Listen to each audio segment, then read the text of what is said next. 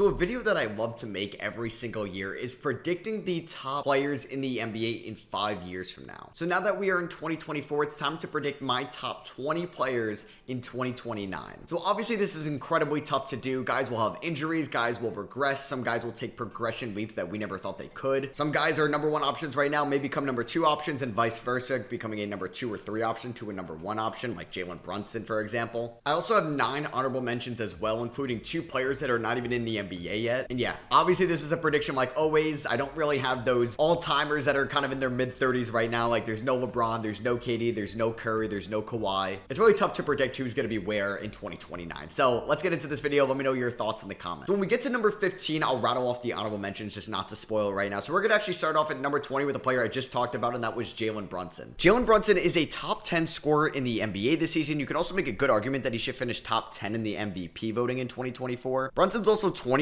years old right now and will just turn 32 in 5 years from now. I think his game can progress to a nice level into his early 30s while he'll still be in his scoring prime. And maybe he's not going to be a great defender then, but I still think he could be solid enough where we can consider him as a borderline top 20 player in the league. He's gotten better and better each year of his career, and he's still 27 like I mentioned. I think he'll get better and better when he's 28, 29, 30, 31, and then 32, and that could be the tail end of his prime, and he's falling outside of that top 20 in 2029. So let's go here at number 19, and we're going to have Trae Young, another guy from the 2018 draft class. So Trae Young will be a little bit younger than Brunson since Young was a freshman coming out of Oklahoma in 2018 while Brunson was a junior coming out of Villanova. So Trae will still just be 30 years old, and since he's entered the league, he's been one of the best offensive players, not just point guards, but players in the league. From his sophomore year at 21 to current day at 25, he's averaged 27 points, 10 assists, and shot 44% from the field and 36% from 3. I do think Trae goes through some stretches where there's some inefficiency, and obviously the defense leaves a lot to be desired. And I still think he's going to be one of the best players in the league. That's why he's making this ranking in this video. I just think a lot of players are going to lap him in a ranking in 5 years from now, just trying to predict what the NBA looks like. So coming in at number 18, we have a guy breaking out this year. He's in the 2021 draft class. We got Scotty Barnes. So Scotty Barnes was the rookie of the year from the 2021 draft class. Took a little bit of a step back in his sophomore year where the efficiency dropped. We didn't really know if he could be a primary shot creator, but has taken that step both as an offensive player and as a lead defensive guy into year 3. So he's just 22 years old right now. So he'll be 27 in 5 years from now. He's going to be right there in the beginning or in the middle of his prime. And he's averaging 20 points, 8 rebounds, and 6 assists now, shooting 47 from the field and 35 from 3. Who knows what he could be averaging in 2029? Those numbers could look like 25 points per game, 8 to 9 assists a night, 10 to 11 rebounds, while still being a knockdown shooter that he's currently doing in 2024. I had a tough time deciding if I wanted to put this guy in the top 20. I ended up doing so, and coming in at number 17, we got Jaylen Brown. So Jaylen Brown will be 32 in 5 years from now. He was the 3rd overall pick in 2016, which is kind of crazy because that will mean he'll be in year number 13 pretty much. And Brown got the Supermax last offseason, and basically since the 2020 season, he's been a consistent number 2 option to Jason Tatum. He's averaged 24 points, 6 rebounds,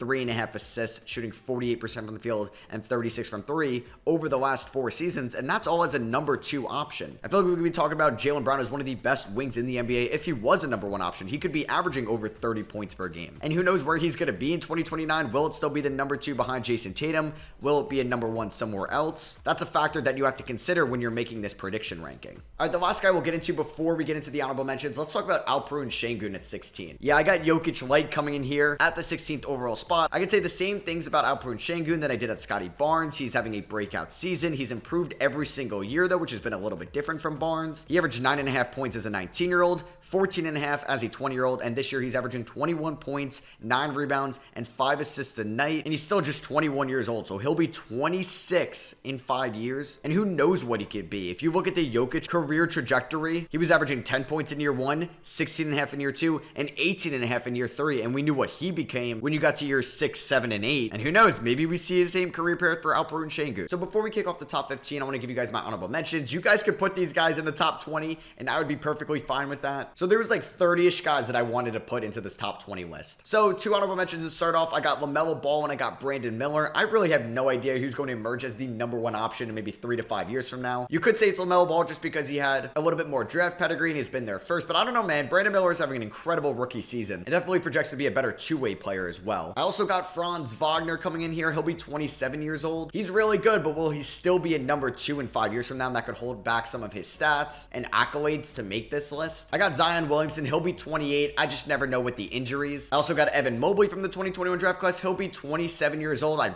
sure he's going to be one of the best defenders in the league, but will we see that offensive progression that could really put him in as a top 20 guy? Also have Tyrese Maxey. He'll be 28. He's one of the best scorers in the NBA already, so I feel like I had to mention him. And then I have Lauri Markkanen. He'll be 31 years old. I just wonder if he's ever going to be a ceiling raiser of a team because we haven't really seen that in Utah yet. And then I got 2 players that aren't even in the NBA. They're not even in college basketball yet. They're both basically seniors in high school. They will be featured in the 2025 NBA draft. First one is Cooper Flagg. He'll be 22 years old in 2029. He's committed to Duke right now. He's the #1 high school recruit. And then I have AJ Dybantsa as well. He's currently not committed to a college, same age as Cooper Flagg. And he was originally supposed to be in the 26 draft class, but got reclassified to 2025. So yeah, I just wanted to throw in guys that weren't even in the NBA yet, because there's currently no college guys that I could really see with a top 20 ceiling in 5 years from now. Maybe you can give some love to guys like Cody Williams or international prospects like Alex Sarr and Zachary Reese-Shea. So coming in at 15, I have my final player that I'm going to mention from the 2021 draft class, and that's Cade Cunningham. So yeah, I've always been the highest on Cade Cunningham out of all of these guys. I still think he would go #1 in a redraft. He's just been dealt a horrible situation, and he has shown so many flashes in year 3. He's also played a ton less games than guys like Scotty Barnes and Alperen Şengün, just because he was injured all year in his sophomore season. We only got to see him play 12 games. And then obviously the Pistons have been a dumpster fire this year, but he's improved his field goal percentage, his 3-point percentage, his free throw percentage, points per game, assists per game, and he's even brought down the turnovers a little bit from his rookie season. And I still think Cade Cunningham has top 5 point guard in the league potential. He'll be 27 years old. Maybe that's a hot take from me though. You could also put Chet Holmgren in the honorable mentions as well. Maybe a similar career trajectory than like an Evan Mobley, but the reason I just brought up Chet Holmgren is because coming in at number 14, I got J-Dub Jalen Williams. Yeah, who would have thought this when he was selected with the 12th overall pick in the 2022 draft? But why not have Jalen Williams? He'll be 27 years old, and he's taken such a massive jump from his rookie season to his sophomore year. He's gone up from 14 points to 19 points, 3 assists to 4.5 assists. Field goal percentage has jumped from 52 to 54%. The 3-point percentage has jumped from 35% to 45%. And he's still a solid free throw shooter as well. And it looks like the defense has improved all around. So who knows what he's going to be like when he's 27 years old and he's doing this as a #2 option behind Shai Gilgeous-Alexander right now. Coming in at number 13, I got De'Aaron Fox of the Sacramento Kings. I hope De'Aaron Fox is still on the Kings in 2029. He'll be 31 years old. And Fox has taken a nice career path as well. He improved a lot from his rookie year to his sophomore year. Maybe took a little bit of a step back in year 3 with the 3-point shooting, but has been consistent this year in 2024, which was one of the bigger weaknesses of his game. He's one of the best players in the clutch as well, and I think he could be a #1 option. So I think he'll still have that pedigree to be a top 20 player in everybody's mind. Coming in at number 12, I mentioned one of his teammates before in Franz Wagner always being a number 2. It's because I have this guy here, number 12, Paolo Banchero. Yeah, Paolo Banchero will be 26 years old. He's 21 right now and has taken such a jump already from his rookie year to his sophomore year. He was the rookie of the year last year from the 2022 draft class, and this year was named as an all-star as a 21-year-old. He's averaging 23 points, 7 rebounds, 5.5 assists a night, over a steal, shooting 46% from the field, 36% from 3, and was also on Team USA last summer in the FIBA World Cup. So the sky's the limit for Paolo Banchero, and he could be one of the best forwards and even one of the best players in the NBA one day. Coming in at number 11, we got Ja Morant of the Memphis Grizzlies. A lot of unknowns with Ja Morant. He has dealt with a ton of injuries in his career, and obviously there's been off-the-court issues as well. That's kind of holding me back from putting him in the top 10. But Ja's had a great career already in his 4 years in the league as a 2-time All-Star. He won Rookie of the Year in 2020. He was an All-NBA member in 2022, and he won also the Most Improved Player award that year as well. And I mean, Ja could be a 25 to 27 point per game scorer. He can average 8 assists a night. And if he takes a jump in his 3-point shooting, kind of like De'Aaron Fox did, he could definitely be a top 10 player in 5 years. So to kick off the top 10, I have one of the best passers in the league right now. He was a teammate of De'Aaron Fox at one point, and that is Tyrese Halliburton. So yeah, I'd love to know in the comments, how would you guys rank Halliburton, Ja Morant, and De'Aaron Fox? I'm going with Halliburton as the best one in 5 years. He'll be 28 years old. I assume he'll still be in Indiana. It seems like he loves it there. He's averaging 22 points, 4 rebounds, and 12 assists a night this year, shooting 49% from the field, 40% from 3, 85% from the line. This guy is the modern day Steve Nash, but also 2 inches taller and a much more crafty scorer in my opinion. And I still think he'll be the best passing point guard in 2029. Coming in at number 9, he'll be 27 years old. Let's talk about Anthony Edwards and the Minnesota Timberwolves. I think Anthony Edwards is going to be just such an insane playoff performer by then. We saw how good he was against the Denver Nuggets last year in round 1. Obviously, we're going to see the Minnesota Timberwolves play in in the playoffs this year in 2024. So I'm so excited to see what his playoff resume is going to look like in 2029. He's another player that has just gotten better and better each year of his career. 19 points as a 19-year-old rookie, 21 points in year 2, 24.5 points in year 3, and he's averaging 26 points on one of the best teams in the league this season in 2024. The sky is the limit for the Ant-Man. Okay, coming in at number 8. I got Donovan Mitchell. So Mitchell will be 32 years old, which puts this a little bit as a risk of having him in the top 10. But hey, there's plenty of guys that are in their 30s that are in the top 10 right now. Guys like LeBron, KD, Steph Curry. And Mitchell has been an MVP candidate for sure this season. He's basically been the best player on his teams every single year of his career, including his 2018 rookie season. He's going to be an all-star every single year, and he's one of the best guards in the league. He's one of the best 3-level scorers we have seen in some time. And I do think he's going to have a championship by 2029.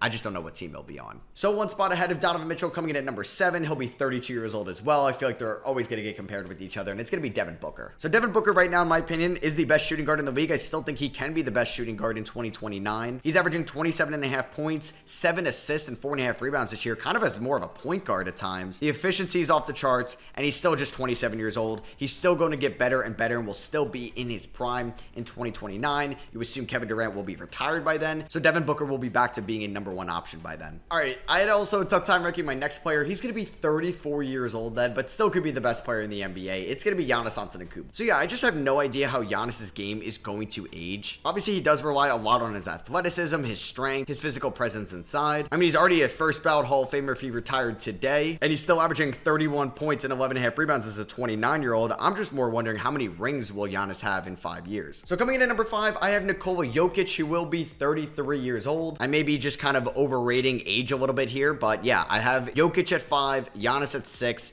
I feel like Jokic's game is going to age so well, though, because he does not rely really that much on his athleticism. He's still an elite offensive talent. He's so efficient at the rim. He's elite from 3 for his size, and he's still so impactful in so many other ways other than scoring. He's one of the best rebounders in the league. He's one of the best passers in the league. He's still going to be one of the top talents in 5 years. Coming in at number 4, I got somebody who may win MVP this season, and that's Shai Gilgeous-Alexander. So Shai is averaging 31 points, 5.5 rebounds, and 6.5 assists as a 25-year-old. Shai will be 30 in 2029. He's also an incredible defender. He's one of the best guys at getting into the passing lanes. He's leading the league in steals right now. And if Shai's putting up consistent 30-point seasons, 6 assists, 6 rebounds, 2 steals on elite efficiency, leading the Thunder to being one of the best teams in the league, how can we not consider him as a top 5 guy in the league? I also didn't have Joel Embiid in this ranking. I just really didn't know how to predict his future because obviously he's dealt with so many injuries. But if he's still fully healthy, you could probably throw him in like that 4 to 8 range, but that's just why he's not making the list. So coming in at number 3, I got Jason Tatum, who will be 30 years old. Tatum is such an accomplished player already at just 25 years of age. Over the last 5 years of his career, from year 3 to year 8, he's averaged 27 points, 8 rebounds, and 4 assists, shooting 46 from the field, 37 from 3, 84 from the line. I expect him to still do all of this when he is 30 years old. He's also been to the NBA Finals once, multiple Eastern Conference Finals appearances, and he's well on his way to being a first ballot Hall of Famer. So for the first time ever in making any of these videos, it's basically top 25, under 25, it's Luka Doncic. Top players in 5 years from now, it's Luka Doncic. But for the first time ever, I don't have Luka Doncic at number 1. I have him at 2, which is just insane to say because somebody that is just still 24 years old is averaging 34 points in this league, leading the whole NBA, 49% from the field, 37% from 3. Oh yeah, 9.5 assists and 9 rebounds as well. And you're like, Matt, how do you not have him number 1? I know it was so tough. If you had him at number 1, I could 100% agree with that. I think similar to Jokic, his game is going to age so well. And while there are injury concerns with my number 1 guy, I just feel like I had to put him there. So coming in at number 1, yes, it's Victor Wembanyama. Victor Wembanyama is going to be 25 years old in 2029. He's already been a top 20 player in the league this season, and he just turned 20 last month. You can make an argument he's a top 5 defensive player in the league as well, averaging 3.2 blocks this season, over a steal a night, 20.5 points, 47% shooting in 28 minutes a night. If we look at his per 36, he'd be averaging 26 and 13 with 4 assists, 1.5 steals, and 4 blocks. He's going to be a multiple-time All-Star. By then, I assume this will be his only year, basically, until 2029. He's not going to be an All-Star. We'll just see how good of a team the Spurs put around him, but I think he's well on his way to being the best player in the NBA in a very short time. So yeah, that is gonna be it for me. I hope you guys did enjoy. Drop a like if you did. Let me know in the comments what you agree or disagree with. Obviously, this is very tough to predict, but I think it's always fun. And starting next year, I'll be able to react to every video I've done in the past 5 seasons, because I did this style of video in 2020. We can react to it in 25. I did in 21 for 26 and so on. So I got to keep making these every year so I can react to them in 5 years from now. So yeah, I hope you guys did enjoy. Drop a like if you did. Make sure you check out my podcast links in the description below. It is back. It's on YouTube, Spotify, Apple Podcasts. And then you also have my TikTok, my 2K channel, NFL podcast, Instagram, and Twitter. Links are all in the description. Make sure you check them out. I love you guys, and I'll catch you on the next one. Peace.